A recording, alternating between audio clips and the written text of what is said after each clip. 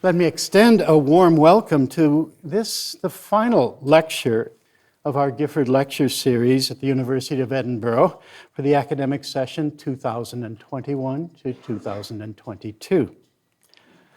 My name is Stuart Brown, and I am Professor of Ecclesiastical History and Vice Convener of the Gifford Lectureships Committee.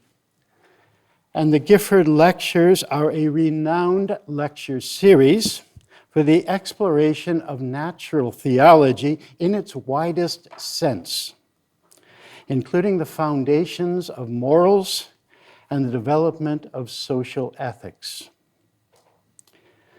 I'm delighted to introduce our distinguished speaker, Professor Susan Neiman, director of the Einstein Forum, as she concludes what has been a memorable Gifford series on heroism in a time of victims.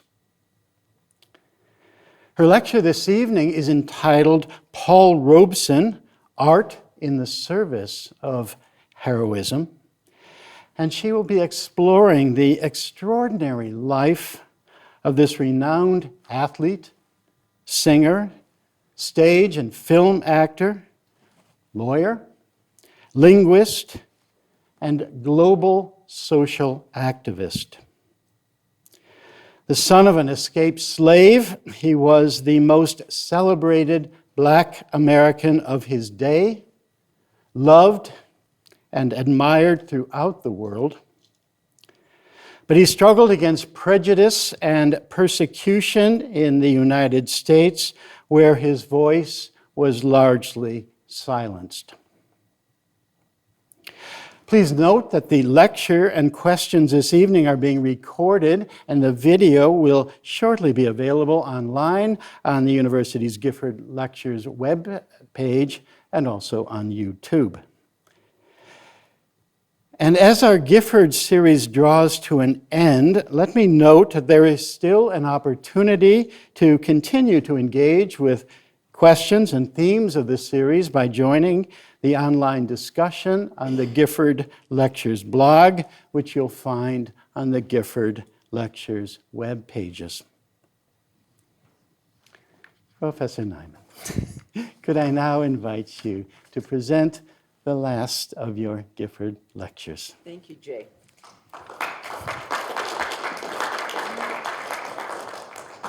Can everyone hear me? Yes?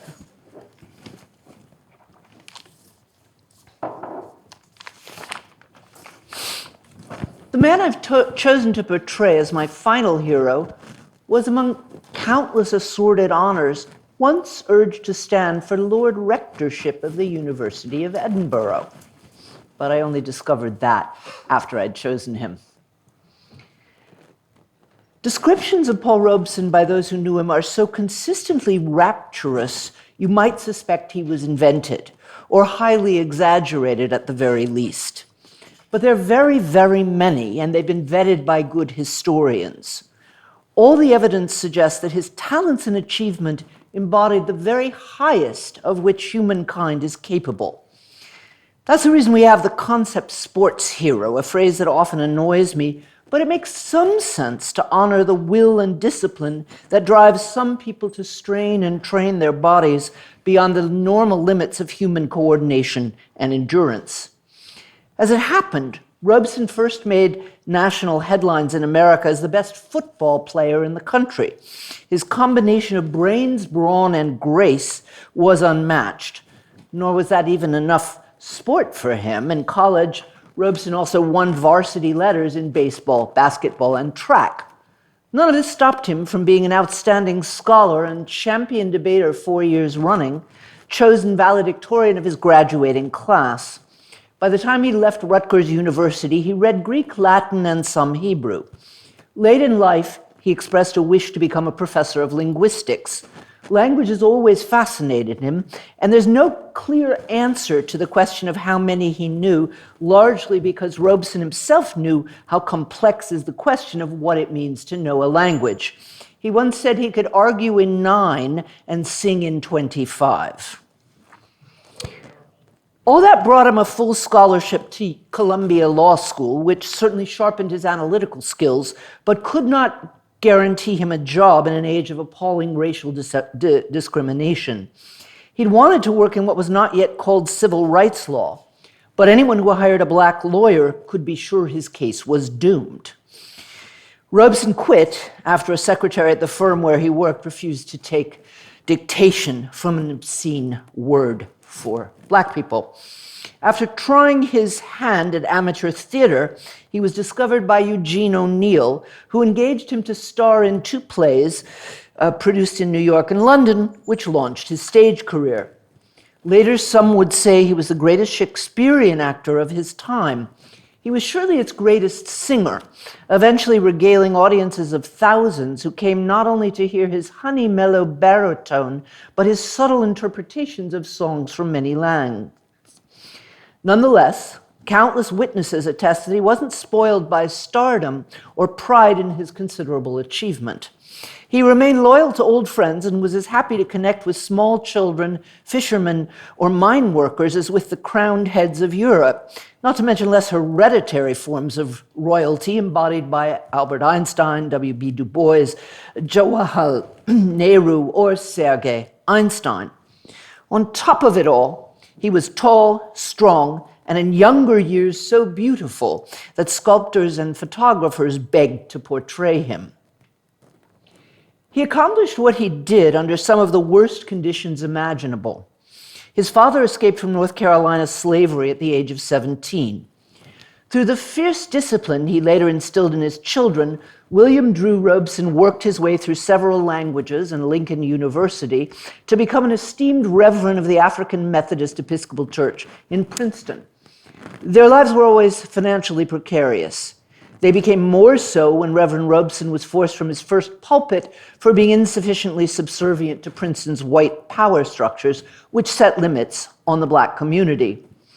When Paul was 6, his mother was burned to death in a horrible accident.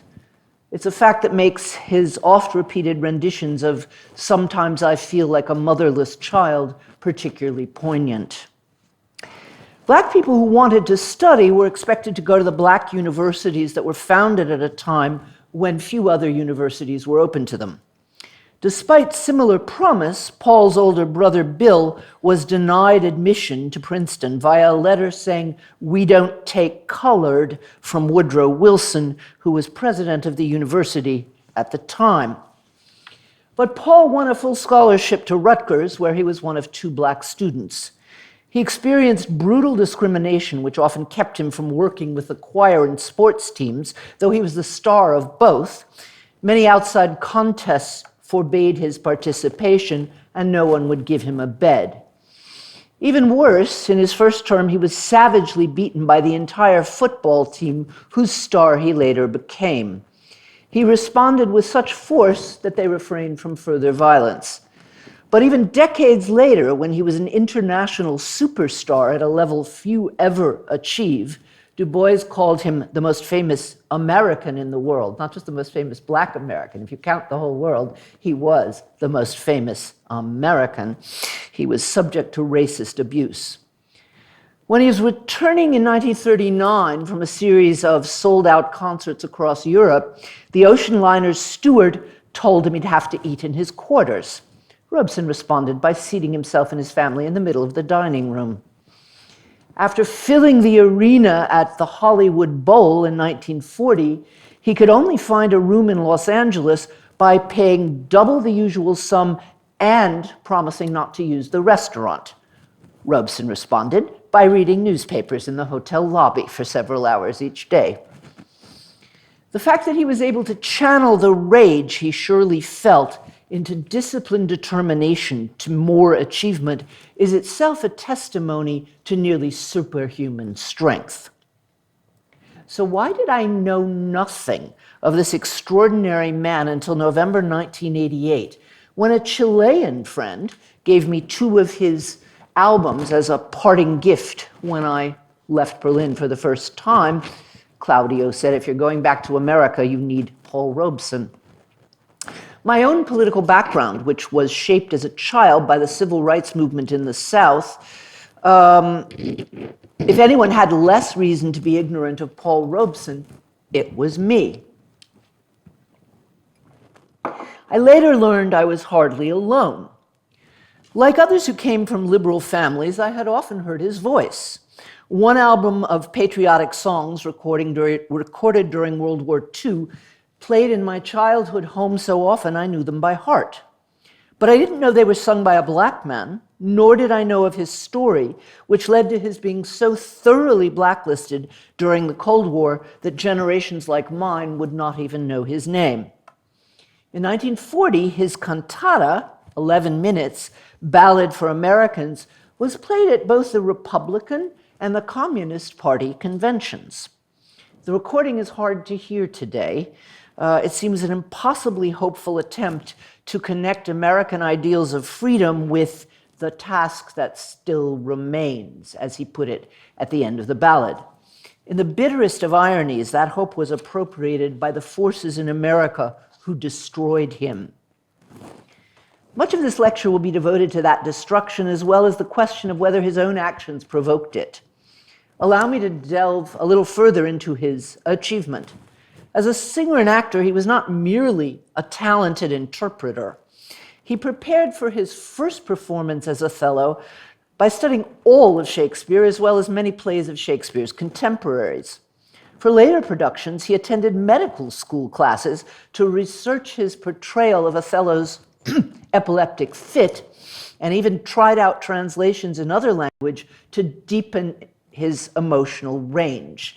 There's a BBC video you can find on the web of his practicing Othello in German.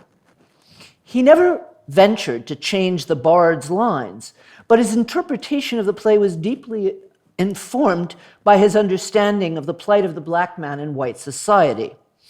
If hitherto played as a man deranged by jealousy, Robeson's Othello underscored the emotions of an African whose culture was despised. He was less cautious about altering other texts. He often changed song lyrics, always in order to express greater human dignity. The most important changes were the ones he made to his signature song, Old Man River. It was written expressly for him, and it became the only memorable thing about the musical Showboat.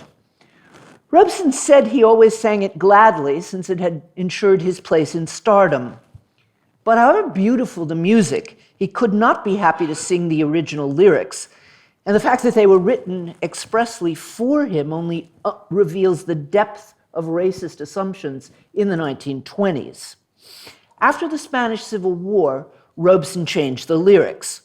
The character singing in the film is a warm-hearted but resigned and usually lazy dock worker who sings the line, in the original, "You get a little drunk and you land in jail." Robeson changed it to, "You show a little spunk and you land in jail." The final verse began as a hymn to passive forbearance. It starts like this: "I get weary and sick of fighting. I'm tired of living and scared of dying." Robeson turned it into a song of defiance. "I get weary and sick of trying. I must keep fighting until I'm dying." Knowing his own life story, one can only imagine him singing it to buoy his own nerves. That surely was the case when he changed just one word of the first verse, which was originally written, "There's an old man called the Mississippi, that's the old man I'd like to be. What does he care if the world's got troubles? What does he care if the land ain't free?" And you can hear both anger and determination when Robeson sings his own change, "That's the old man I don't like to be." Emphasis on the don't. The natural world may keep on rolling, indifferent to the suffering and injustice we experience, but it's the task of humankind to care about them. As Robeson later wrote, art is not just to show life as it is, but life as it should be. All these achievements and the international acclaim he won for them would make him a hero in the simple sense often accorded to stars of sport and film. For a black man at a time when getting a job as a Pullman porter counted as success, this could have been enough. Robeson exemplified the ideal of the talented tenth described by W.E.B. Du Bois, who later became a close friend. If some African Americans could show, contrary to the rotten, shuffling stereotypes, that they were every bit as capable of great achievement as white people, they could disprove the cliches and thereby inspire other black people to take pride in themselves and do the same. Athlete and scholar, and did you say how many languages? Robeson set the bar not only for black, but for human accomplishment in a world that saw black people as inferior, a perfect excuse for excluding them from power. Now, this is the sort of heroism that Benjamin Mays, longtime president of the famous Morehouse College, expressed in awarding him an honorary doctorate of humane letters in 1943, describing Robeson as a leader who embodies all the hopes and aspirations of the Negro race and who, despite crippling restrictions, breathes the pure air of freedom, end quote. Robeson always called black people my people. His roots were his formation, and he wanted other African Americans to take pride in them too. Indeed, he once said, "Sometimes I think I'm the only Negro living in the world who would not prefer to be white." In 1925, he became the first person to fill a concert hall with African American spirituals at a time when they were regarded as lowbrow slave songs, if they were regarded at all. Middle-class black people were embarrassed by them, though not Du Bois, who attended that first concert. Like Robeson, he saw the power of that music as expressions of the hope and resilience of a people enslaved. Later in London, Robeson met young anti-colonialists like Jomo Kenyatta and Kwame Nkrumah and began to study African languages at SOAS. He became committed to Pan-Africanism and the idea that the African continent must determine its own fate. Yet his self-respect as a black man and an emblem of black culture was never in conflict with his hunger to perform Shakespeare or Spanish freedom songs or Russian folk music. On the contrary, in one of his testimonies before Congress, he insisted that he'd seen Yugoslavian peasants suffering like Negroes in the South and insisted on their common humanity. He believed that folk music best reflected and strengthened that humanity and spent years studying music theory in the effort to show that all folk music derived from common pentatonic patterns. Robeson, in short, was a passionate universalist without ever succumbing to that Eurocentrism which mars some supposed expressions of universalism. He never saw a contradiction in celebrating cultural difference while insisting on universal values. If you're feeling provocative, as I sometimes do, you might call him a hero of cultural appropriation, a concept he would have rejected entirely. On the contrary, he believed that working to enter into another culture is the only way to understand its people's humanity as well as your own. Of course, your perspective on another culture will never be the same as that of someone who fell asleep listening to its lullabies. But outside perspectives, when they're reflective and thoughtful, can sometimes shed light insiders cannot. I actually took this photo from a book because I couldn't find it on the web. You can't really see it, but he's holding a globe there. It's a beautiful picture. There's no logical contradiction between feeling pride and joy in the culture you were born in, as well as interest and love in the culture of others, but how many actually pull it off? Walking that tightrope demands serious study of other cultures and languages, as well as the ability to navigate between nationalism and universalism. These are so rare that one black reviewer of Robeson's book, Here I Stand, wrote that Robeson had two distinct personalities, one of the militant advocate of racial equality, the other of an advocate of socialism. One fears that the reviewer missed important passages like this one, and I quote Robeson, "This belief in the oneness of humankind, about which I've often spoken in concerts and elsewhere, has existed in me side by side with my deep attachment to the cause of my own race. Some people have seen a contradiction in this duality. I do not think, however, that my sentiments are contradictory. If the reviewer had trouble understanding how one personality could embrace both, it's not entirely his fault. Few have managed to do it, but some have. Maybe no one as well as Robeson. In Robeson's view, the early Soviet Union had squared the circle by respecting ethnic autonomy and insisting on the equal humanity of all cultures. For Robeson did not confine his universalism to encomia about the brotherhood of man, though he did write many encomia. I will only quote one. It was in Britain, he's singing with the Welsh National Choir there. It was in Britain, among the English, Scottish, Welsh, and Irish people of that land, that I learned that the essential character of a people is determined by the common people of all nations who are truly brothers in the great family of mankind. And even as I grew to feel more Negro in spirit, or African as I put it then, I also came to feel a sense of oneness with the white working people whom I came to know and love. He believed that universalism and socialism, understood properly, go together. Understood properly. Many progressives today confuse universalism with globalism, the neoliberal belief that the road to human happiness is the kind of prosperity that puts an iPhone in every pocket. If globalism assumes any kind of universalism, it's the universal desire for commodities. But true universalism affirms not only universal rights to life, liberty, and the pursuit of happiness, but the means to realize those rights, which is why universalism and socialism go together. In one of the many investigations questioning his loyalty to the US, a congressman suggested that Robeson's proud commitment to socialism rested on the fact that he'd spent too much time in Russia. Robeson quickly corrected them. In London. His political education took place during his 10 years in London, where he consorted with aristocrats, but also with labor theorists and activists like George Bernard Shaw, C.L.R. James, Emma Goldman, H.G. Wells, and many others. Like his friend Albert Einstein, Robeson was temperamentally suited for socialism.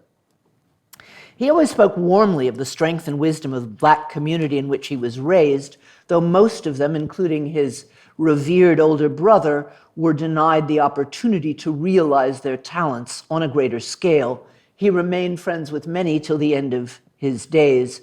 This is how he described them. Here's a picture of his father. Hard-working people and poor, most of them in worldly goods, but how rich in compassion. How filled with the goodness of humanity and the spiritual steel forged by centuries of oppression. There was honest joy and laughter in these homes, folk wit and story, hearty appetites for life, as well as for the nourishing greens and black-eyed peas and cornmeal bread they shared with me.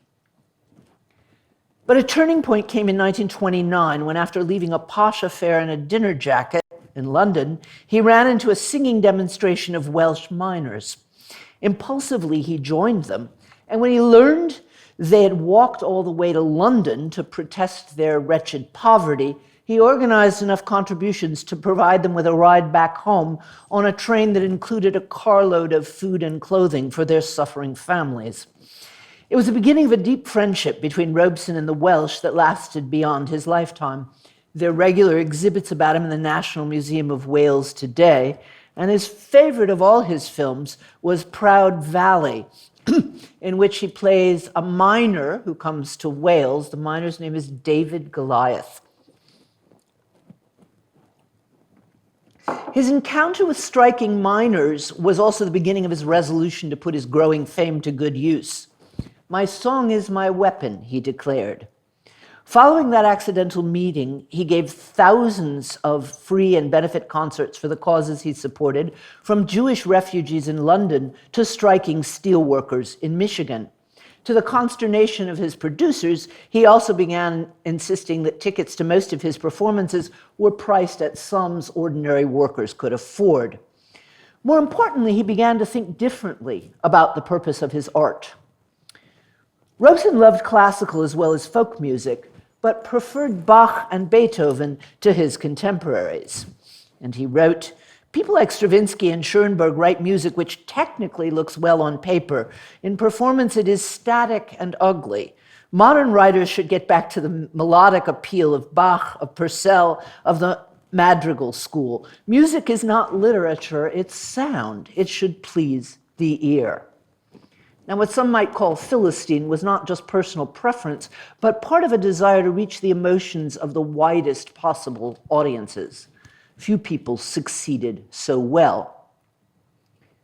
Discovering that he had the power to stir souls, Robeson determined to sing songs that would move people to act towards greater freedom, dignity, and universalism.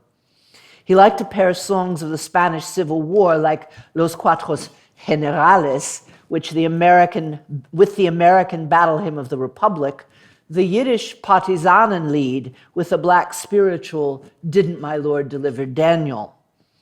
Many cultures have traditions of song that protest one or the other of the injustices that rule their lives. Robeson's genius was to bring those traditions together, creating a library of resistance songs to inspire hope. At the battlefront in Teruel, Spain, his singing even caused a temporary ceasefire as both sides to the war strained to hear him. The Spanish Civil War was decisive. It was there Robeson made the statement that graces his tombstone, "The artist must elect to fight for freedom or slavery. I have made my choice. I had no alternative." Although the war was an unmistakable prelude to World War II, popular history has preferred to remember the latter. At the time, those who saw it as the decisive battle of their generation were not exaggerating. This is George Orwell. He's the tallest person in that picture. Orwell was among the many who went to Spain to fight. "I recognized the Spanish Republic immediately as a state of affairs worth fighting for," wrote Orwell. "Human beings were trying to behave as human beings and not cogs in a capitalist machine." Spain was the place where Nazi Germany tested the weapons that would soon subdue most of Europe. Without them, Franco could never have won. Yet both Hitler and Mussolini thought Franco's reign of terror was too brutal. After all, he'd publicly stated he'd prefer the death of half the Spanish population to seeing them go communist. Despite the open support of Germany and Italy for the Spanish version of fascism, the US and Great Britain not only resisted pleas to send weapons to the democratically elected Republican government, but went so far as to impose a blockade. More than 40,000 people from all over the world defied it and poured into Spain to join the international brigades. Now, even before he traveled to sing for loyalist troops, Robeson gave benefit concerts in London to support them.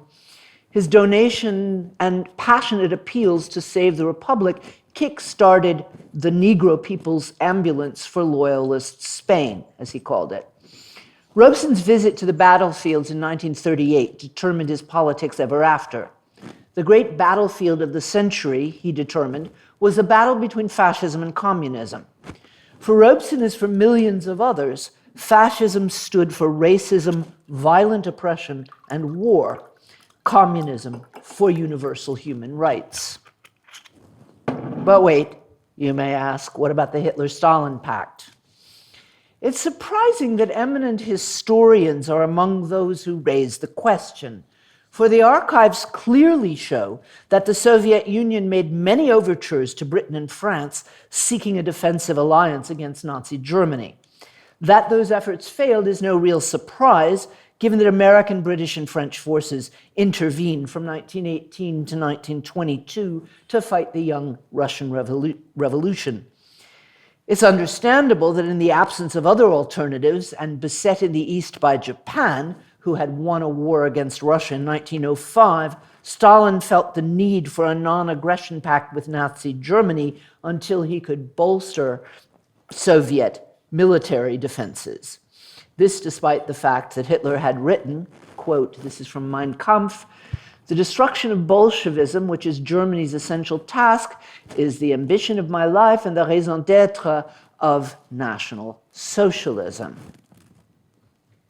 Fearful of the coming war, Robeson took his family from London back to America just after the Wehrmacht invaded Poland.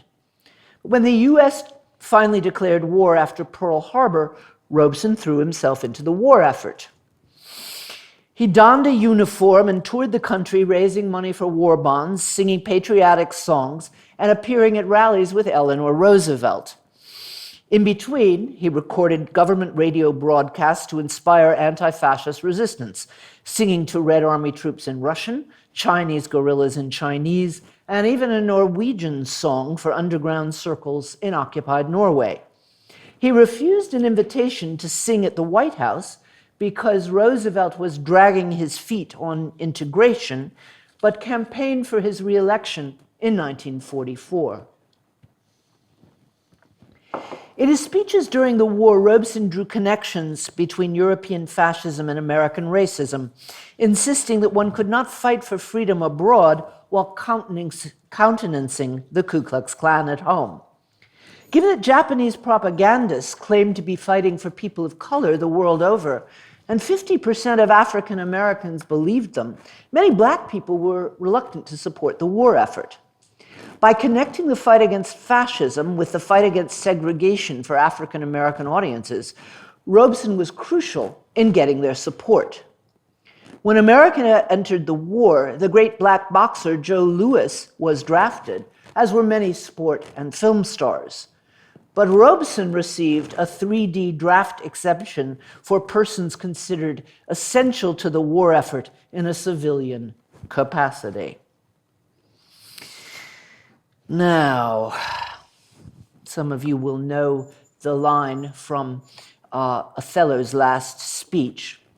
I have done the state some service, and they know it. Robeson quoted that line in biting tones at the press conference which followed his 1955 hearing before the House Un-American Activities Committee. So how did the man who was called America's #1 Negro become public enemy #1? Robeson's decision to focus on political activities after 1936 wasn't merely a question of deepening priorities, but also of disappointment with his film career. Sergei Eisenstein, who he came to know in the Soviet Union, wanted to make a film about the Haitian Revolution in which Robeson would have starred, but it never came to production, largely because Eisenstein got in trouble with Stalin. Watching the Robeson films that were actually produced is a painful and occasionally nauseating experience. I watched every single one over last Christmas vacation. Even in the better ones, the racism is barely tolerable. Two were so awful that Robeson swore he'd join the picket lines against them and tried to buy back the prints in order to destroy them. Though he was wealthy at the time, the cost was prohibitive. Sanders of the River is a cinematographic argument for colonialism. King Solomon's Mines offers equal opportunity racism by introducing an Irish family who embody most cliches then running rampant. The Irish are rogues and liars, though there's something cute about the lilt. Even worse are the films made in Africa, which Robeson actually liked, especially since one required him to be tutored in Efik. At the time, wrote one black journalist, millions of moviegoers had been waiting to see a colored man cast as a man. The available roles for black people were uniformly degrading, and Robeson turned down many lucrative offers, including one for a role in Gone with the Wind. Still, it's easy to see why he kept trying. Film was a new medium. His first two films were silent. He thought they could get better, and that his increasing star power would allow him to influence the portrayal of black people. And he did play strong and appealing roles in his last British films. The problem with those films is that while Robeson himself has all the virtues, the other Africans have none. None of them are individuals, and most of them are superstitious and brutal. Such images served to strengthen support for colonialism in Britain, as well as the lost cause narrative in the South. But if Robeson and other black artists like his friend Langston Hughes actually liked the vaguely autobiographical Song of Freedom, we can only thank heaven for progress. No film brimming with such racist stereotypes could be made today. So I suggest that all of you, the generation that doesn't believe in progress anymore, actually take a look at one of these. They're all online, you can find them. Take a look at them and see how much progress we actually have made in a few years in historical terms. After giving up on the film industry, Robeson's work typically consisted of appearances in which he sang and used his considerable oratorical powers on behalf of every cause he championed. He also regularly wrote newspaper essays and often joined picket lines. In 1947, he became co-chair of Henry Wallace's campaign for the US presidency on behalf of the Progressive Party he'd helped to found. The world today would look different had the social democrat and anti-imperialist Wallace, who had been FDR's vice president, won the election rather than Truman. But third parties have never succeeded in the United States, and the Progressive Party won few supporters, though some were rather distinguished. I showed those of you who came to the Einstein lecture this picture, because it's really one of my favorite pictures, my very favorite picture of Einstein. So I'll show it again for a sec. As the Cold War grew hotter, Robeson became increasingly radicalized. As he said in a 1946 speech to the Central Conference of American Rabbis, quote, "Since the first days of the American Revolution, Jews and Negroes have fought together. There were men of Hebrew faith in John Brown's brave company of men. The slander and vilification of the Soviet Union stems from the same reactionary quarters as does the slander against the Negro, the Jew, and other minorities." His downfall came with the Paris Peace Conference of 1949, where he was quoted as saying that people of color would not fight against the Soviet Union. While his speech was misquoted, he'd committed two unforgivable sins: criticizing US policies, in this case segregation, while speaking abroad, and praising the Soviet Union, in this case for its anti-racist policies. Together, both sins provoked cries of treason. Most painful for Robeson was criticism from the black community. They'd been proud of him for representing their own best qualities and basked in his reflected glory. Now they feared he would undermine their own claims to be real Americans, when the suspicion that they were not has plagued American history to this day. Old friends denounced and even informed on him. The FBI stepped up the surveillance it had begun. In one of the few amusing instances of FBI scrutiny, an agent found a list of Chinese characters that fell out of Robeson's pocket in a taxicab. Convinced it was a secret code Robeson was using for espionage, the agent could not imagine that it was in fact an instance of the method Robeson had developed for learning languages. He was nearly lynched by a mob in Peekskill, New York, where together with Pete Seeger, he'd planned a benefit concert for a Harlem civil rights organization. Fearing more violence, and often directly pressured by the government, promoters reacted by canceling his concerts all over America. Radio stations stopped playing his music, shops refused to sell his records, and production studios closed their doors. His annual income dropped from $150,000 to $3,000. In 1950, the US State Department canceled his passport on the grounds that allowing him to travel abroad would damage national interests. The press portrayed him as a Soviet agent.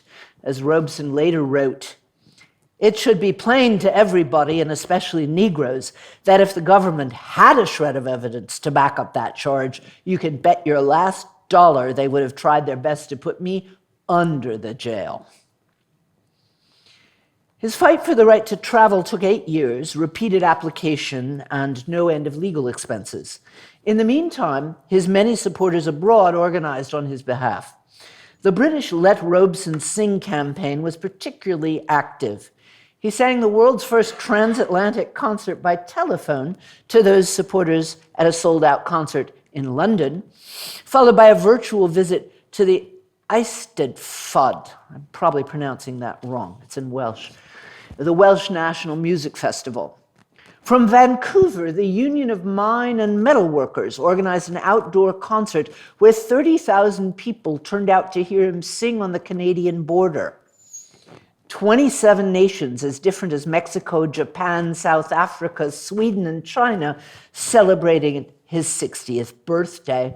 The most extensive festivities were held simultaneously in Mumbai, Delhi, Lucknow, and Kolkata, though the US State Department put considerable pressure on India to cancel the tributes. In June 1958, the Supreme Court finally overturned the State Department decision, and Robeson and his wife quickly booked a flight to London, where he was overwhelmed with concert invitations. I thought you'd like to see, this was a famous concert at Glasgow. I couldn't find one in Edinburgh. As well as an offer to play Othello at the opening of the Shakespeare Theatre's centennial in Stratford-on-Avon, which he did. More invitations than any human being could possibly accept followed from countries across the world. Eager to make up for 8 years of lost time, Robeson accepted many in Austria, Romania, Russia, Australia, and New Zealand, with plans to go on to India, China, Cuba, and Chile. To the dismay of the US government, confinement had only increased his appeal. No American was more revered in that third world whose fate was the center of the Cold War, along with quite a number of wobbling first world countries too. It's hardly surprising that his physical health suffered. What happened to his mental health may never be fully explained. Whom the gods wish to destroy, they first make mad, says a quote Robeson presumably knew in the original Latin. His son remained convinced that he'd been drugged by the CIA. The suspicion became more plausible since declassified files have shown the CIA was experimenting with LSD at the time and has admitted to driving one subject to suicide. There he is on that final trip with Khrushchev. Some believe that Robeson broke down in Moscow after he was finally forced to face hard truths about the Soviet Union. Whatever the causes, Robeson's strength and courage finally failed him. On March 27, 1961, he was found with slashed wrists on the bathroom floor of his Moscow hotel room.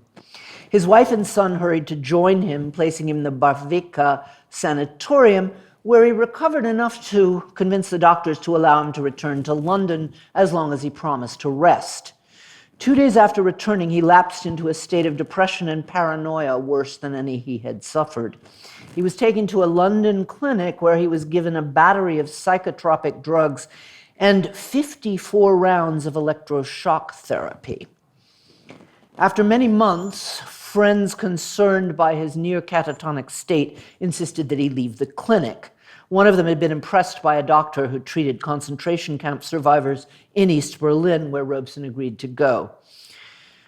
During several months at the Buch Clinic there, his condition improved sufficiently for him to return to New York, but he was never the same again. After his wife's death in 1965, he made no more public appearances. Impoverished and broken in mind and spirit, he died in 1976 in his sister's house in Philadelphia. Now, I've argued all along that heroes are not saints. In order to see them as useful examples for other mortals, we have to countenance flaws. The question in every case will be, just how many? For most today, one flaw is nearly fatal. Those who know anything about Robeson would agree with what I've said thus far and agree that it gives him as good a claim as any to count as heroic. But many think he undermined that claim through his unbending support of the Soviet Union. There's no good evidence for the claim that he was ever a member of the Communist Party, as was charged, but he was clearly a fellow traveler. His praise of the Soviet Union was fulsome and open. He placed his son in a Moscow school so that, he said, he wouldn't encounter racism until later in life. According to that son, Robeson knew about the terror, though not its extent, by the late 30s. At no time did he publicly criticize it. The closest he came to doing so was during a Moscow concert in 1949, when Stalin's anti-Semitic purges were swelling. Robeson often spoke of deep feelings of kinship with the Jewish people. His son married a white Jewish woman, and his wife had Sephardic Jewish heritage. The public gesture he made was to dedicate the Partisanenlied, a resistance song written in Nazi-occupied Poland, to two Russian Jewish friends. He expressed regret over what he called the premature death of one of them, the actor Solomon Miklos. He'd been told of his execution that morning by the other, the poet Itzhak Pfeffer, and the audience gasped at Robeson's courage in the warm dedication. This is something that I just found out in doing this study. Turns out Pfeffer and Miklos were not just friends of Paul Robeson, they were also friends of Albert Einstein. But when the concert was broadcast to 180 million Soviet citizens, the censors cut the speech, as well as the 20-minute standing ovation which followed that stirring Defiance song. It's arguable that Robeson could do no more for tactical reasons. Pfeffer was a prisoner in the Lubyanka. After Robeson was unable to contact him and insisted his hosts find his friend, Pfeffer was released for a few hours to visit it. Through a note passed during their meeting to circumvent the bugged hotel room, he asked Robeson to write a private letter on his behalf, together with two other prominent historical figures, and deliver the joint letter to Stalin by courier. 3 years later, when Robeson accepted the Stalin Prize, he would not yet know that the letter had been useless. Pfeffer was killed in the last wave of executions before the dictator's death. Robeson accepted the Stalin Prize in 1952. Even if he badly needed money after US repression had decimated his income, he'd refused many offers on principle before. And despite Khrushchev's revelations about Stalin's crimes at the 20th Party Congress, Robeson never spoke out publicly against the Soviet Union. When asked why he didn't, he said it was a business of the Soviet people and not of an outsider. His son's recollections of conversations with his father are the only evidence we have of private criticism. Faced with these facts, which I'm trying to face, many are inclined to throw up their hands and call the enigma a tragedy. And those who've tried to explain the enigma have often done worse. Falling back on the assumption that he may have been a greater artist than a thinker, they call him naive. This view is as foolish as it is condescending. While Robeson was never a university professor, though he was offered a professorship in newly independent Ghana, his scholarship was serious, broad, and acclaimed by many, including the universities in several countries who granted him honorary doctorates. Because his travels were enriched by the knowledge of more languages than most people know, it's likely that he was far less naive than most of his critics, since his understanding of political events was enriched by so many perspectives. Hence, he was often ahead of his time in attacking, for example, US support for the French colonial war in Indochina. Finally, those who attribute his support of the Soviet Union to a lack of critical intelligence should note that his views were no different from those of his good friend Du Bois. While Robeson had great affection for the man he called our greatest scholar, there's no indication that he derived his own view from Du Bois. In fact, Robeson often influenced the older man. There's a nationalist answer now commonly given for both men. In the United States, the Communist Party was the first to unequivocally condemn racism, as seen in its defense of the Scottsboro Boys, 9 young African Americans accused in 1931 of raping 2 white women. While the Communist Party immediately clamored for their defense, the establishment NAACP initially saw the unlettered Scottsboro Boys as too risky to champion.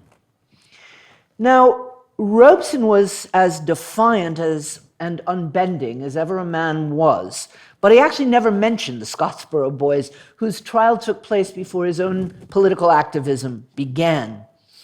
Here are a few examples of his defiance. He was the first to begin a crusade against lynching, which he asked Albert Einstein to chair with him and did. While Truman claimed that the time was politically unpropitious for such a law, Robeson responded that African Americans would act for themselves if the federal government did not do so. Truman understood the threat for what it was and swiftly threw them out of the White House. Seeing no redress from the federal government, Robeson then organized a campaign charging America with genocide, which he presented at the United Nations. None of the leaders of the black establishment supported it. There he is presenting the petition at the United Nations. No one ever called to testify before the HUAC was so unwavering. Turning the hearings into his own stage, Robeson responded to the senator who asked why he didn't stay in Russia, "Because my father was a slave and my people died to build this country, and I'm going to stay here and have a part of it just like you, and no fascist-minded people will drive me from it." Is that clear? There's his testimony before the HUAC. In the interest of time, I'm going to refrain from further examples, but these should make clear no one was a bolder advocate for black liberation than Paul Robeson, and in connecting colonialism in Africa with racism in America, he made that advocacy worldwide. Trying to explain his commitment to the Soviet Union by excusing it as an unfortunate product of black nationalism is almost as patronizing as any other sort of apology. To suggest that Robeson missed the larger picture because his eye was focused on the needs of his people is just a finer form of condescension. Robeson was never a nationalist of any kind. Even as he was making his case to a largely black audience in his book, Here I Stand, he insisted on universalism, writing in 1958 of the early successes of the civil rights movement. He said simply, "This is obviously not a race war. It turns rather on the idea of peoples that are free and those that are not free." I recommend the book. It's short and beautiful. The question, how could Robeson defend the Soviet Union, is usually asked rhetorically or answered with weak nationalist apologetics, which were foreign to his thought. In the last part of this lecture, I want to address this question by taking Robeson seriously. Trying to understand why a man of such mental and moral stature could make what now seems a major historical error will inevitably lead someone to call me an apologist for Stalinism, and it's probably useless to insist that I'm not. A statement that I'm not now, nor have I ever been a member of the Communist Party, which is true, would probably be dismissed as quickly as the assurances of those who were required to swear it before the HUAC. But let me begin with a philosophical claim. Anyone who equates communism with fascism assumes that ideas are trivial. The identification has become so common since the end of the Cold War that we seldom stop to examine it. But there's a fundamental difference between a worldview that's principally racist and nationalist and one that insists on the equality of all nations and classes. Those who overlook that difference to focus solely on similarities of method are those for whom ideas don't matter. Of course, body counts matter too, and that is a tragedy not only of Paul Robeson, but of the 20th century. My own teacher, John Rawls, once told me he thought the Holocaust was the moral question of the 20th century. Decades later, unfortunately, after he was no longer there for me to discuss it with him, I came to think he was wrong. It's no surprise that brutal ideas lead to brutality. Much more pressing is the question of how ideas of universal justice could turn into Stalinist hell. One could even argue that Stalinism was worse than fascism, for Stalinism perverted and ultimately undermined the hopes for a society that's not based on national or material hierarchies.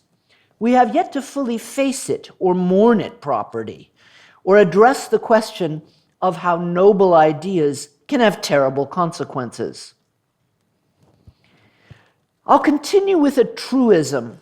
Morality is not politics. You know, for anybody who's mistaking my putting things up on the screen for my agreeing with them, I put this up ironically. Jerry Garcia was a great musician, but not so much of a thinker. Even moral qualities can remain insoluble, but nearly every form of political action in this world involves choosing some form of the lesser evil. I know my friend Michael Ignatieff gave the Gifford lectures some years ago on exactly that subject.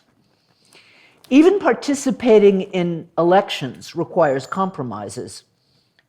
Did you ever vote for a candidate with whom you deeply disagreed? Did you ever hold your nose while voting for one you found thoroughly distasteful in order to prevent someone worse from taking office? If you did, you deserve congratulations. Those whose moral purity led them to sit out the supposedly inconsequential US election of 2000 have the war in Iraq and the climate crisis on their hands. Grown-ups learn to live with compromises, perhaps even betrayals of their ideals. When the weight of accumulated betrayal becomes too heavy, you step off the track. But different people can carry different weights. Only in hindsight do we decide they were straining too hard. The question of where to draw the line for a candidate who seems dubious is a question of judgment, and judgments are bets on the future. You could be wrong. Even worse, the outcomes of your judgment are rarely in your hands. Now, since the end of the Cold War, many have spent decades arguing over just which version of Marxism was correct. I was there, many of those discussions, have rushed to insist after 1990 that they all knew it led straight to the Gulag. We've forgotten how very many reasonable people once supported the Communist Party. I probably would have done so myself had I belonged to Robeson's generation, and I've sometimes wondered when I would have quit. The Moscow trials? The extent of the terror was only known to a few, and even then, Arthur Koestler's brilliant Darkness at Noon showed how a condemned comrade in the Lubyanka might justify his continued loyalty. The pact between Hitler and Stalin? Even the great historian Isaac Deutscher, Trotsky's personal secretary, thought Stalin had no choice but to align with the enemy after the other great powers refused him. Stalin's late and murderous anti-Semitism? The invasion of Hungary? It's useless to say that one should never have stepped on the slippery slope in the first place without recognizing that we all step on some if we're going to move politically at all. When do you abandon the idea of America as a general force for freedom and democracy? After the CIA made quick common cause with leading former Nazis in Germany, US presidents refused to support a federal law against lynching, after the US overturned democratically elected governments in Guatemala, Iran, and the Congo, or do you wait until Chile? What about the wars in Vietnam or Iraq? The election of Donald Trump? In 2019, former President Jimmy Carter called the United States the most warlike nation in the world. If I haven't given up on America, it's because the country has always spawned people like Paul Robeson, who demanded that America's realities come to reflect its ideals. Americans, and I think to a lesser extent Britons, have begun to remember the racist history we'd rather forget. But we have yet to confront our political history, especially surrounding the Cold War. Excellent historians have written about it, but their work has yet to penetrate the general public. As a Russian colleague once told me, unlike Americans, Soviet citizens knew they were hearing propaganda. Isolated from the rest of the world by geography and language, Americans usually don't. The linguistically talented Robeson doubtless knew things the American and British press didn't print. Many black and white Americans visited the Soviet Union in the 20s and 30s. When Robeson came in 1934, his stated purpose was to study Soviet policies on minorities in Central Asia. He knew they contained large populations of peoples of color, and he hoped the policy might provide a model for America and Africa. For the official Soviet policy was nationalist in form, socialist in content. For Lenin, racism, imperialism, and capitalism were inextricably mixed.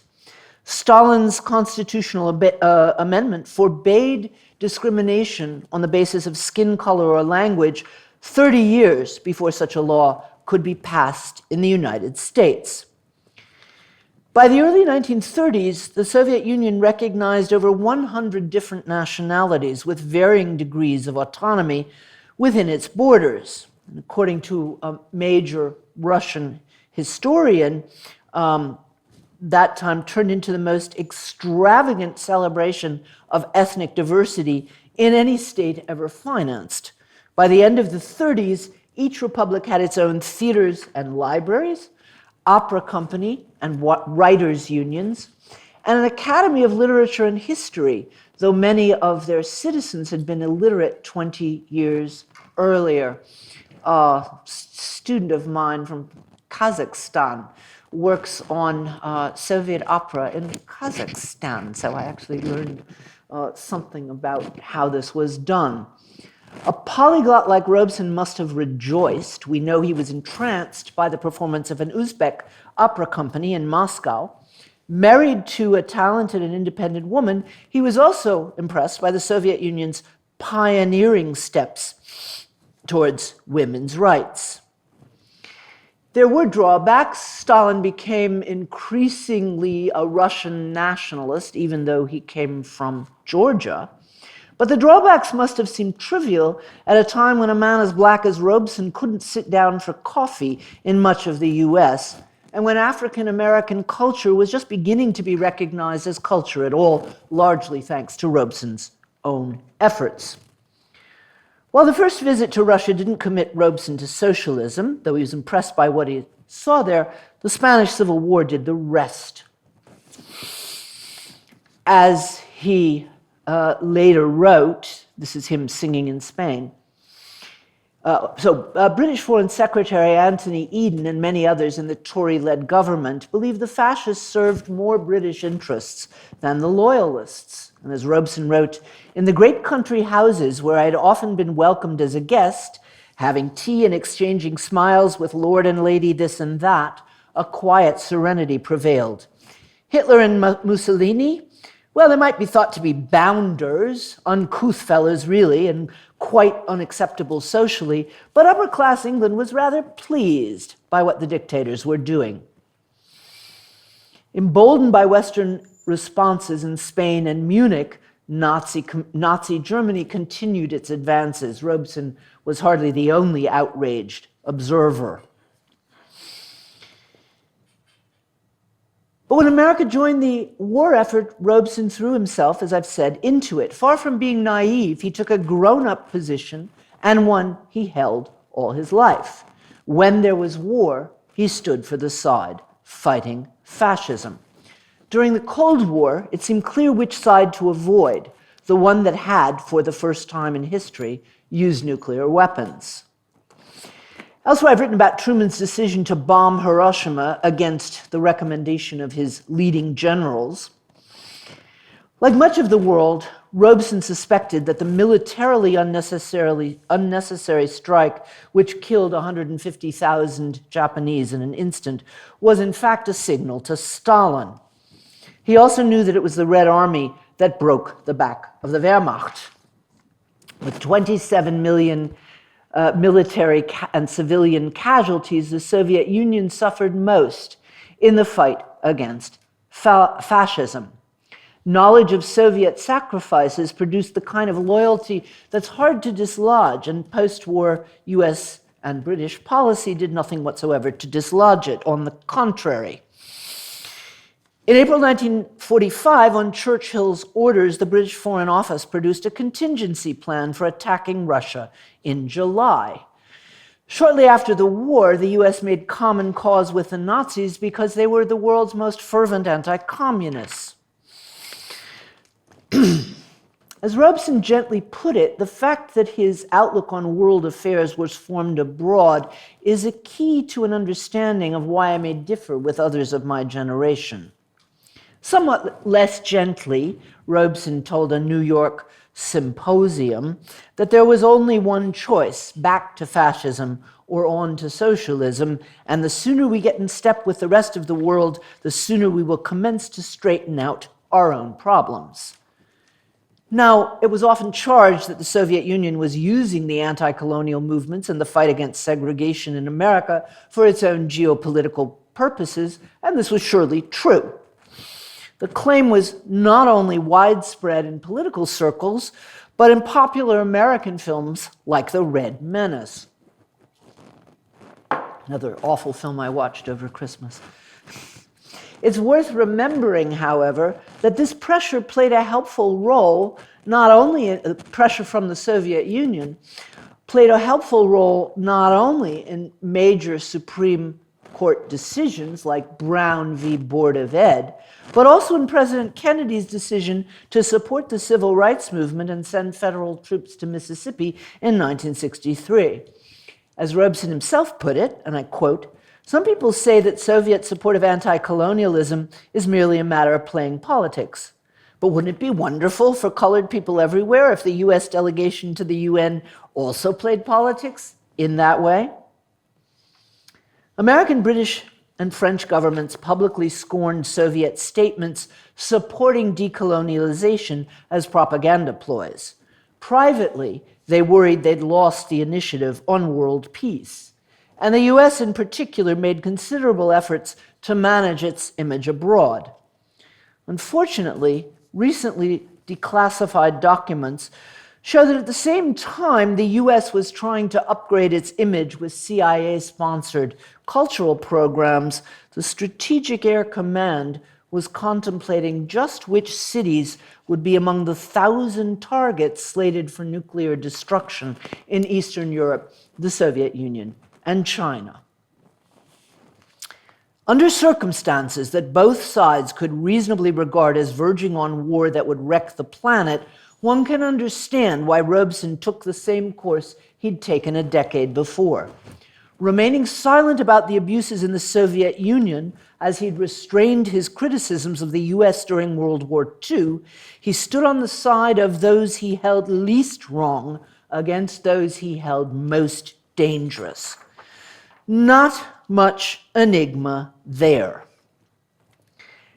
His continued support of the Soviet Union surely contained elements of personal gratitude. Here he's being mobbed on returning to the Soviet Union. He was truly beloved by millions there, a love the government naturally encouraged. The US media barely reported this Peekskill riot that almost lynched him and several others. The Moscow exhibit of 1950 contained a sculptured group that memorialized it. Later, a mountain was named after him in Russia with a brass bust set on top. After he was banned from leaving the US, Soviet school children sent him streams of letters and drawings. Now, of course, that was a state-sponsored campaign, but the emotions were genuine. I know East Germans today who fondly remember donating their pocket money for the campaign to free Angela Davis. Robeson must have been moved by the support from the Soviet Union at a time when the state to which he'd done so much service was working to destroy him. Black people like Du Bois and Robeson, who connected black liberation with universal struggle, which challenged systemic policies, bore the brunt of systemic wrath. People who only talked about racism had a much easier time. I've taken Robeson at his word, which means viewing him as the anti-fascist and socialist he called himself, rather than seeking a black nationalist apology for his support of the Soviet Union.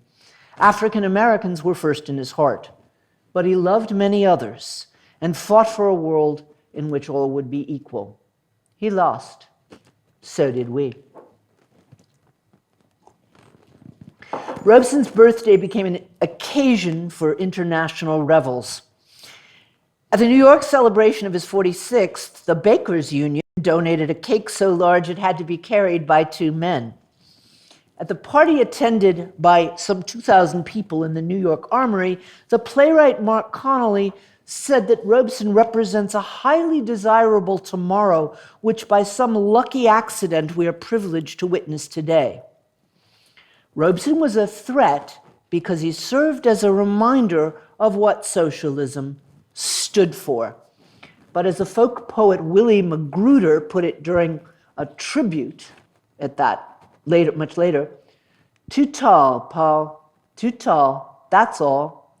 Standing against the best of them, you made them feel too small." Many in the civil rights movement later acknowledged him, though not often very loudly. James Baldwin said, "At a time when there seemed no hope at all, Paul Robeson spoke out for all of us." Such recognition was surely a comfort for a man who'd been broken. Still, his name rarely appears in the most common list of civil rights heroes, and few people under the age of 50 know it today. As New York Mayor David Dinkins remarked when a commemorative postage stamp was finally issued, "We got stamps for Minnie and Mickey Mouse before we got one for Robeson." However, in East Germany, they were way ahead of the United States, and there is still a Paul Robeson Straße, not too far from where I live in Berlin. So it's posthumous comfort, but the man, in the end, had been broken. The shell-shocked image in the final photos reflect much more than age. The only surprising thing about his breakdown was that it was so long in coming. Dr. Du Bois, whose own persecution by the state brought him to court in handcuffs at the age of 83, said this at a tribute on Robeson's 60th birthday. I'm nearly done, but I'm going to quote you a long Du Bois quote because it's important. The persecution of Paul Robeson, he's sitting in Robeson's garden in London in the late 50s. The persecution of Paul Robeson by the government and people of the United States during the last 9 years has been one of the most contemptible happenings in modern history. Robeson has done nothing to hurt or defame this nation. He is, as all know, one of the most charming, charitable, and loving of men. Yet he fought the good fight. He was despised and rejected of men, a man of sorrows and acquainted with grief, and we hid, as it were, our faces from him. He was despised, and we esteemed him not. Yet Paul Robeson has kept his soul and stood his ground. Still he loves and honors the Soviet Union. Still he has hope for America. Still he asserts his faith in God. But we, what can we say or do? Nothing but hang our heads in endless shame. Robeson spent his life providing inspiration. Again and again, in his speeches throughout the 50s, he proclaimed that the tide was turning towards freedom and peace. When those who repeatedly give hope for others can find none for themselves, there's no recourse but silence and depression. How long can one continue to praise ideals in the hope of galvanizing others to help realize them? In 1965, at his very last public appearance, he still tried to spread hope at the tribute in his honor. This time he mentioned the recent voting rights march in Selma, and he ended by reciting a translation of the Yiddish song, the Partisanenlied, which I told you he sang in Russia. Here's the English translation. Never say that you have reached the very end, when leaden skies a bitter future may portend. For sure the hour for which we yearn will yet arrive, and our marching steps will thunder, we survive. Much better when Robeson sings it. Look it up, it's all on Spotify. Now, I trust my last discussion will not be confused with a wholesale justification of the dictatorships that reigned in Eastern Europe in the name of state socialism for nearly half a century, still less of the misnamed People's Republic of China, which has managed to combine the very worst features of communism and capitalism. Putin himself made clear that he opposes precisely the internationalism of the Soviet Union, so I expect no one will see me as an apologist for him. Thinking of George Eliot's peerless analysis in Middlemarch, I've tried instead to understand how people of great intelligence and integrity might, through a combination of external forces and their own flaws, be led down a path we will condemn. Yet I still don't know what I would have done in his shoes, and I'm glad I need not make his choices.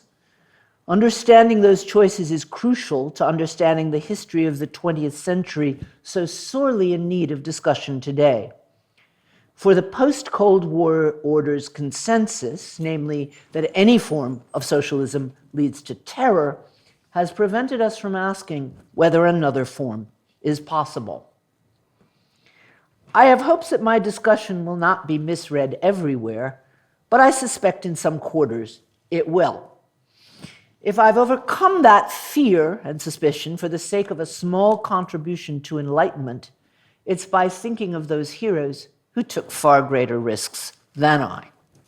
Thank you. And I want to give you a little treat, if I can figure out how to do it, at the very end. I think I need you, Mark.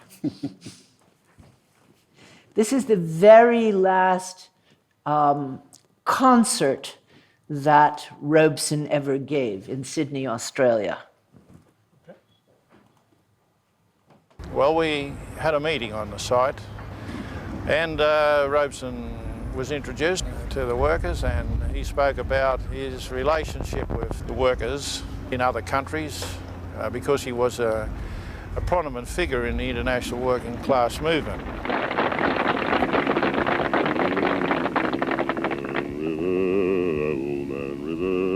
He must know something, but don't say nothing. He just keeps rolling. He keeps on rolling along. He don't plant taters, he don't plant cotton. Them that plant some is soon forgotten, but Old Man River, he just keeps rolling along. You and me, we sweat and strain, body all aching and racked with pain. Tote that barge, lift that bale, show a little grit, and your land's in jail. But I keeps laughing instead of crying.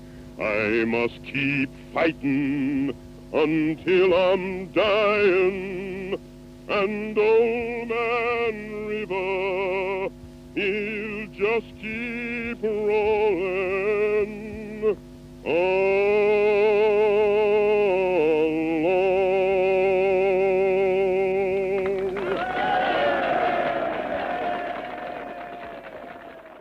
Thank you.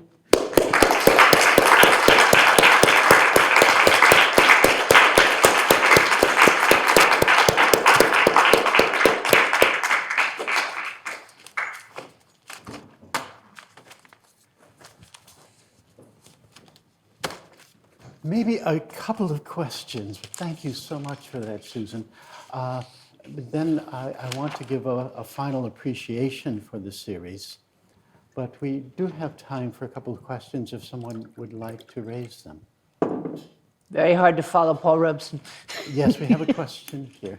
Hi, thank you very much. That was wonderful. I just wondered, how much did you look into or find Icelandic Robeson to be part of his heroic journey? Because she accompanied him, she worked as sort of an agent for him in many ways and advocated, as well as being harassed and investigated in the same capacity as he was. You know, I did think of going into their life together. And it wasn't only reasons of time that made me not do it. Islander wrote a biography of him in 1930, and his son wrote 2 books about him much later. And basically, they say completely opposite things, which does lead you to think that you actually don't know what goes on within a marriage if the 2 members of his family who are closest to him disagree.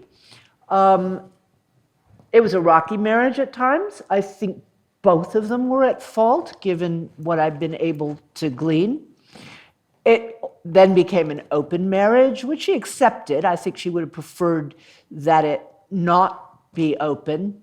He had affairs with all of his Desdemonas, among other people. She, you know, he certainly supported her then. I mean, she was his manager in his early years. And she then she got a degree in anthropology, she became a journalist, she worked for the UN, and he certainly supported her doing that, and he respected her. It was complicated, as, you know, and many marriages are, even without the kind of, you know, circumstantial problems that they had, but they stayed together till the end, and actually he never appeared in public after her death. So it's complicated. Yes. I mean, there's also the question of his relation to his son, where there's significant disagreements between his best biographer, that's Martin Duberman, if anyone wants to read a first-rate biography of Duberman. Duberman was actually hired by Paul Robeson Jr., who thought he would be the best person to do it. Duberman wrote a number of biographies of people on the American left, and not just the American left. Roger Casement, he wrote a biography of, and Emma Goldman, and he's an extremely good biographer. So Paul Robeson Jr. gave him access to all the files, but they later fell out tremendously, and they have different accounts of why and what happened. So, yes, Thank please. you for that wonderful and inspiring lecture. A great man. There is another great man that I think deserves a mention on this occasion, and that was a great admirer of Paul Robeson, and I'm thinking of the late Ronald Stevenson, who composed a song for Paul Robeson, had many of the same ideals and inclinations, also had a sometimes questionable admiration for the Soviet Union, which his friends had to negotiate one way or another and to take a kind of distanced judgment of. I think that the combination of universalism and idealized socialism and great transcendent artistic talent came together in a similar way. Ronald Stevenson. Ronald Stevenson. Okay, I will look him up. I've never heard of him, sorry. Younger, born 1929, but a very comparable case. Thank you. Thank you for the reference. I think I may move on to the next, Sure. the next stage.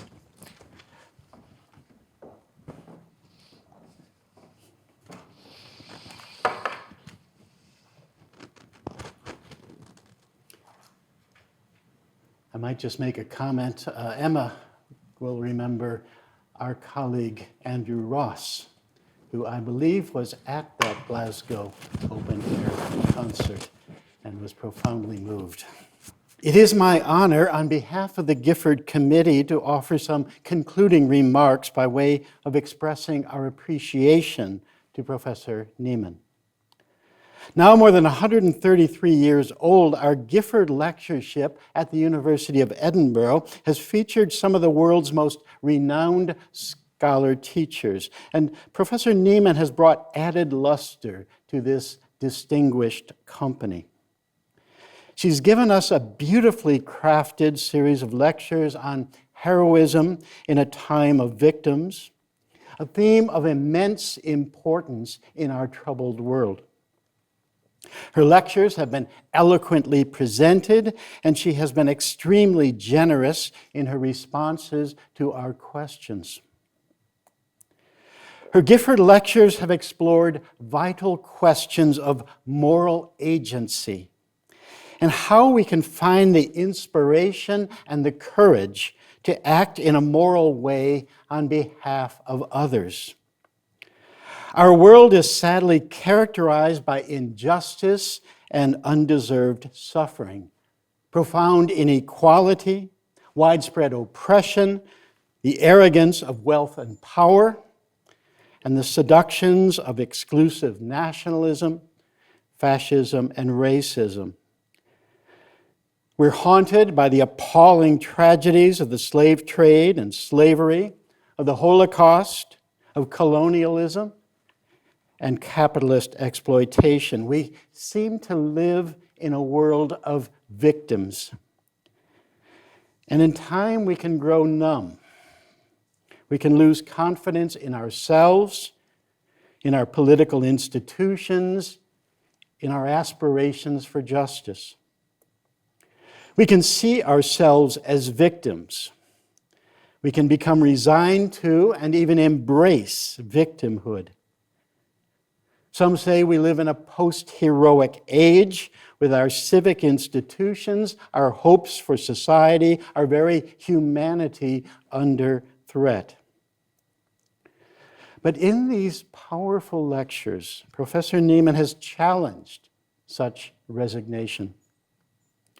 She has asserted that we have the potential to be more than this, and to act in a selfless, courageous, compassionate way for others. We can live and act morally in difficult circumstances. That is, we can be heroic. To be sure, we must honor the memory of the myriad victims of the past, but we best honor them by striving against the forces, fascism, racism, unrestricted capitalism, totalitarianism that denigrate and victimize. Many of yesterday's heroes, she notes, have been toppled from pedestals. We must consider who tomorrow's heroes will be. And what does it mean to act heroically? Who is a hero? And these have been her fundamental questions. Heroism, she suggests, rather like the moral law itself, is difficult to define. But we can recognize it. We know when we act morally, and we know the heroic when we encounter it. To describe heroism, she has turned, as many religious traditions have done, to stories. She's presented the essential life stories of 5 figures she views as heroic individuals.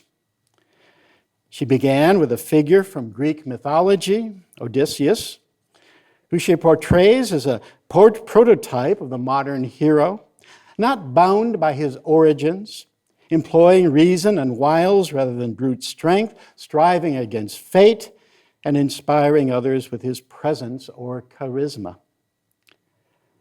And she then explored 4 modern heroes: John Brown, the abolitionist; George Eliot, the novelist and essayist; Albert Einstein, the physicist and social activist; and tonight, Paul Robeson, athlete, singer, actor, linguist, and activist.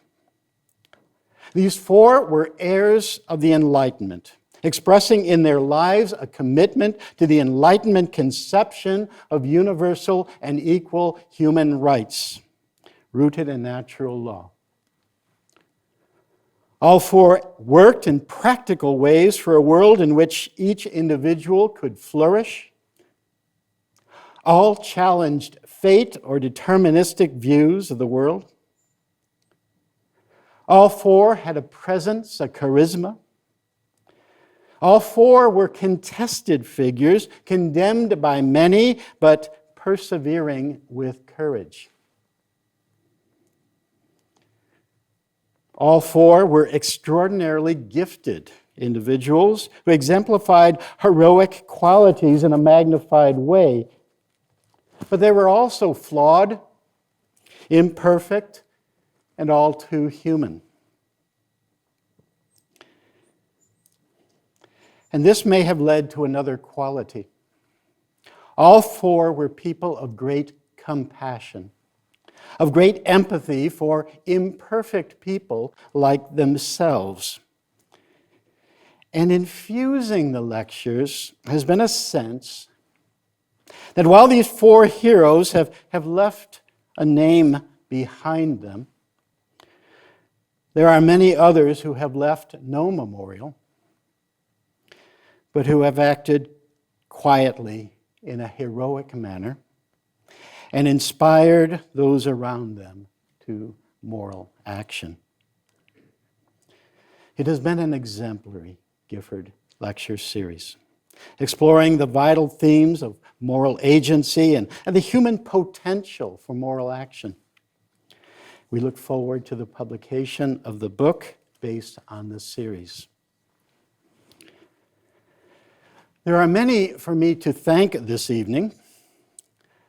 On behalf of the Gifford Committee, let me express our gratitude to the Einstein Forum in Germany for their support to Professor Neiman as she prepared the series and for sharing her with us. I also wish to thank the chairpersons of the individual lectures, the bloggers who have prepared their informed, thoughtful commentaries on each lecture, the panelists in our Gifford seminar yesterday, and the technical experts and support people. Let me express special appreciation to Mr. Mark Newman, our Gifford administrator, and to Ms. Victoria Turner, our Gifford social media host, who have worked so hard for the series, often well into the night. And we also thank our audiences, both those in person and online, for your attention, your thoughtful questions, and your blog comments. And above all, we thank our distinguished Gifford lecturer. It's been a great pleasure to have Susan Neiman with us in Scotland these past 2 weeks, and we hope there will be many more Scottish visits in the coming years. We wish her a safe trip back to Berlin, and again, Susan, our very warmest thanks for a superb series of Gifford lectures. Thank you.